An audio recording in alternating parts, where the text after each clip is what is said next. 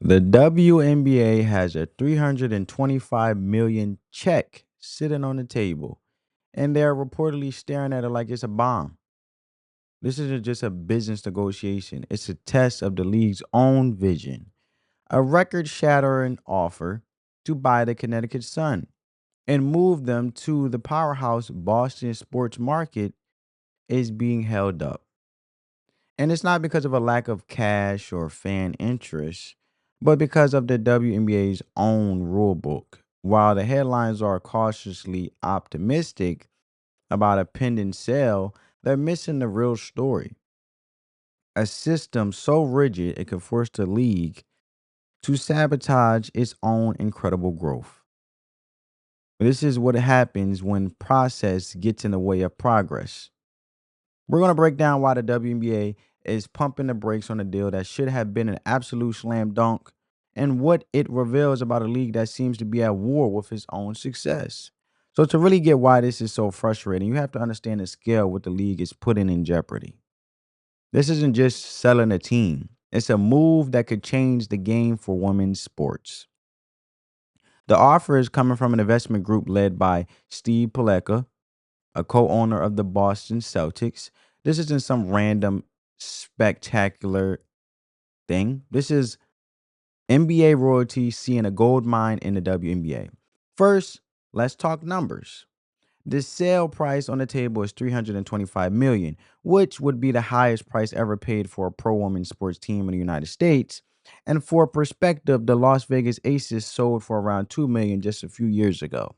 And this offer isn't a uptick, it's a complete reevaluation of what a WNBA team is worth. It's a sign that the league has finally hit the big time financially. But the money doesn't stop there because Paluca's group has also committed another 100 million for a brand new dedicated practice facility in Boston. And this is a huge deal. The Connecticut Sun, one of the best teams in the league, is also one of the only teams without its own dedicated place to practice. And this $100 million investment would give them elite NBA level resources overnight. And the plan is to move the team's home games to the TD Garden where the Celtics and Bruins play. That move alone more than doubles the arena capacity from about 9,300 in Connecticut to over 19,000 in Boston. And this isn't a guess. The Sun have already played preseason games in Boston and they were sellouts. The market isn't just ready, it's hungry. So if you have a record price, a huge facility investment, a proven owner, and a fan base ready to go into a major city, on paper, it's the greatest growth opportunity in the WNBA has ever seen, and yet the league seems to be hesitating. So why on the earth would the league put a deal this good on ice? The WNBA's answer, not owner, answer came in a painfully corporate statement, right? And now I want to get to the I want to get to what's shown on the screen. It says breaking. The 325 million offer made by Steve Paluca's group to purchase and relocate the Connecticut Sun to Boston was accepted by the Mohegan tribe and presented to the WNBA Commissioner Kathy Engelbert in July, but not to the WNBA Board of Governors.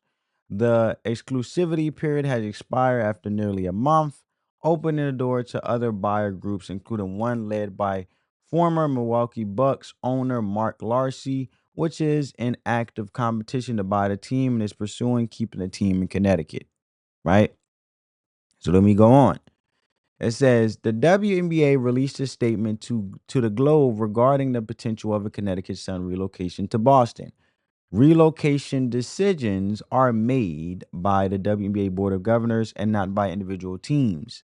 As part of our most recent expansion process, in which three new franchises were awarded to Cleveland, Detroit, and Philadelphia on June 30th, 2025. Nine additional cities also applied for WNBA teams and remain under active consideration.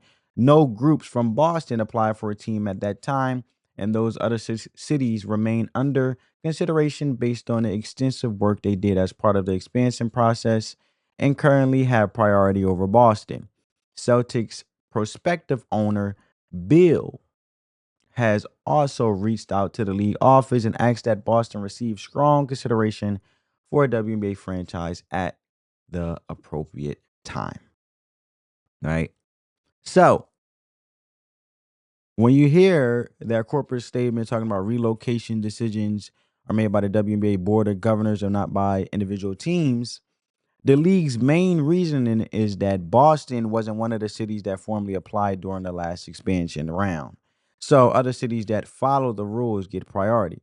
And that might sound fair, but it makes zero sense. Think about it. Why would Boston have applied for an expansion team?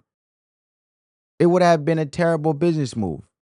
A brand new Boston team would have been forced to fight for fans and media coverage with an established team just down the road in Connecticut.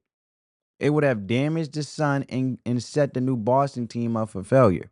So Paluca's relocation plan is way smarter. This is why you need leaders that know how to operate and that understands business and that have ran a business. It unites the New England fan base, moves a great team into a market where it can truly explode, and builds on existing loyalty. It's a strategic home run. But because it didn't come through the proper channels, the league is treating a gift like it's a problem. And this isn't about being fair. It's about an inflexible system that punishes smart and creative thinking. All the way down to the players when they give the league constructive criticism, like Sophia Cunningham, when it comes to these referees being inconsistent, while giving credit to say that she understands that it's a hard job, but why sit there and be ignorant and sit there and not make the call as a referee when it's happening in regards of a foul, whatever the case may be, right in front of you. So the WNBA built a set of rules for a league trying to survive, and now those same rules are holding it back from thriving. This whole mess has created a painful tug of war between a community that adores its team and a city that represents its future. Losing the Sun would be a gut punch for Connecticut. They are the state's only major pro sports team and a huge source of local pride. And the fans are incredibly loyal. And the team sold out its season tickets for the first time this year and has been constant in the playoffs. To its credit, the Sun organization has guaranteed fans they will play at the Mohegan Sun Arena through the 2026 season, no matter what happens with the sale. But the hard truth is that Connecticut will always be the WNBA's smallest media market. That puts a cap on the teams and the league's potential. Boston is a different world, baby. It's a top 10 media market, a hub for corporate cash, and a city where sports are basically a religion. The sellout games at the Garden prove the demand is real. This move isn't just about making one team more viable. It's about raising the bar for the entire league by putting the WNBA on the biggest stage in one of America's most legendary sports towns. So that's the conflict. The deep loyalty of a small market versus the transformative power of a large one. And the WNBA, caught in the middle, seems stuck, paralyzed by its own process. And this is the kind of debate that happens when league politics get in the way of common sense. If you're tired of seeing red tape hold sports back, hit that subscribe button. And we're here to cut through the official statements to figure out what's really driving these decisions. Join the conversation and let's get into it. So let's be clear. The disaster here isn't whether the board eventually says yes or no. The damage is being done right now. The fact that a $425 million investment package is even up for debate is the real problem. By dragging its feet, the WNBA is sending a chilling message to every other potential big money investor. We might not be ready for you. It suggests that internal politics matter more than seizing a golden opportunity for growth. But I'm not surprised. Look how they treat Caitlin Clark, their golden goose, as we like to call it. Imagine you're another billionaire investor watching this play out. You see a top tier owner put a record breaking offer on the table only to be told to wait in line because of a technicality. Why would you want to do business with a league that operates like that? This is bigger than Boston or Connecticut. It's about the WNBA's reputation in the financial world. At a time when women's sports are exploding, the league is creating the perception that is difficult to work with. This is a self inflicted wound of the highest order. The league is staring a gift horse in the mouth, and first move is to check its paperwork. What we're seeing is the battle of the WNBA soul. It's a clash between two different visions of the future. One is cautious, focused on the way things have already been done. But if you keep doing the same thing you already done, how are you going to expect a different result to continue to thrive? Even if it's limiting, that's how they operate. This is the WNBA's mentality. And the other side of it is ambitious and aggressive, intentional, ready to bend old rules to create new growth. A historic deal that could lift the entire league is being threatened by a process that feels completely backwards. And the WNBA has to decide if it wants to be a dynamic, forward-thinking business or a private club run by a committee. Because right now, its hesitation is speaking volumes. No company is ignorant when it comes to the voices of their shareholders, the individuals who invest in the league and have a vision. Because without the shareholders, how could the vision of the company even take place to even thrive if it has been? Because the whole point is, if you don't have people invested in something you got going on, you could still possibly grow, but you won't scale at a bigger scale, right? So the final question is for you, family.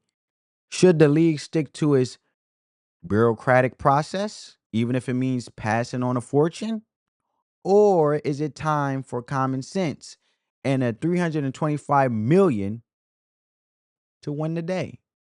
Let me know what you think this all means for the future of investing in women's sports in the comments below. Catch you in the next one. Peace.